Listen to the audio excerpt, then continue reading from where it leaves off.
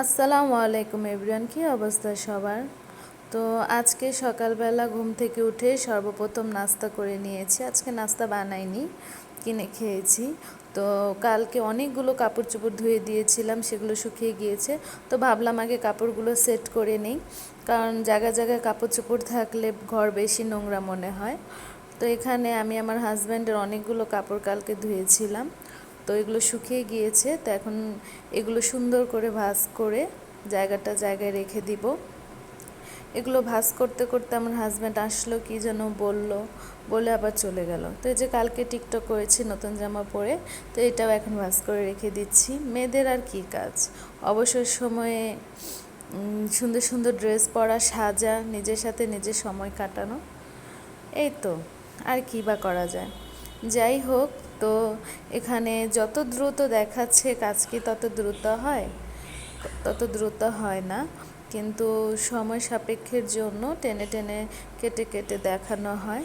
তো এই যে আমি কাপড় চোপড়গুলো সব ভাঁজ করে নিয়েছি, এগুলো ভাঁজ করে কমপ্লিট করে তো এখন চলে যাব ঘর দরজা গুছাতে।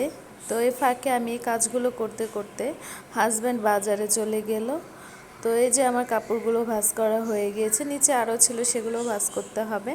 তো এই যে আমার ঘরের অবস্থা সকালবেলা ঘুম থেকে ওঠার পরে। তো এখন কি আর করার, লেগে পড়বো ঘর গোছাতে। তো ঘর গোছাতে সর্বপ্রথম আমি আমার বিছানাটা সেট করব। বিছানাটা সেট হলে মনে হয় ঘরের অর্ধেক কাজই কমপ্লিট হয়ে গিয়েছে। তো এই যে বিছানার চাদরটা তুলে ভালো করে ঝেড়ে তারপর আবার সুন্দর করে পেতে নিলাম। তো এই বিছানাটা গুছাতে গুছাতে আরও ওই ঘরে থেকে টুকটাক কাজ সেরে এসেছে। যে দেখুন, বিছানাটা সেট হয়ে গেলে ঘরটা কত সুন্দর ও নিট অ্যান্ড ক্লিন মনে হয়। তো যাই হোক, তো এই বিছানাটা কমপ্লিট করে পাশের বিছানাটা গুছাতে চলে গেলাম। এই বিছানায় যেহেতু কেউ থাকে না, ওইভাবে নোংরা হয় না, তারপর একটু বসলে হয়তো চাদরটা এদিক সেদিক হয়ে যায়। তো সেটা পরিষ্কার করলাম, পরিষ্কার করে চলে আসলাম ড্রয়িং রুমে। ড্রয়িং রুমে সোফাটা কালকে থেকে একটু মেসি হয়ে আছে, কারণ আমি আর আমার হাজব্যান্ড কালকে এখানে অনেকক্ষণ সময় কাটিয়েছি, টিভি দেখেছি। তো এই যে সুন্দর করে যে কথা সেই কাজ, তো এই যে এটা গুছাতে শুরু করলাম।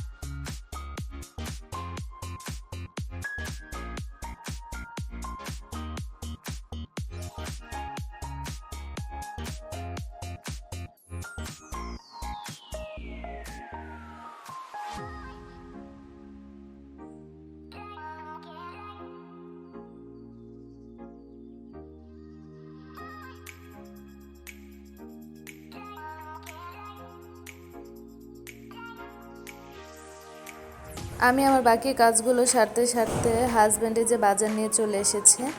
এখানে একটি বড় সাইজের ফার্মের মুরগি এনেছে এবং 2 কেজি গরু গোস্ত এনেছে, এবং এখানে গুড়া মাছ ছিল, শোল মাছ, ইলিশ মাছ, কালীবাউস মাছ ছিল, এবং টুকটাক সবজি যেমন শসা, টমেটো, লেবু, বেগুন, কাঁচামরিচ, ধনেপাতা, এগুলো।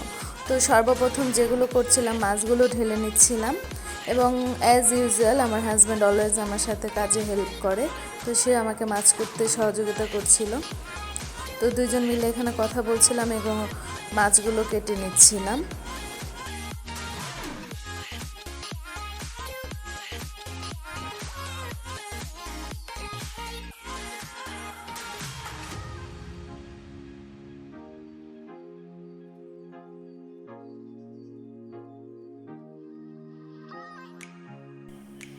তো মাছগুলো কেটে সুন্দর করে পরিষ্কার করে এখন ফ্রিজিং করব। তো একসাথে কেটে রাখলে পরবর্তীতে রান্না করতে সুবিধা হয়।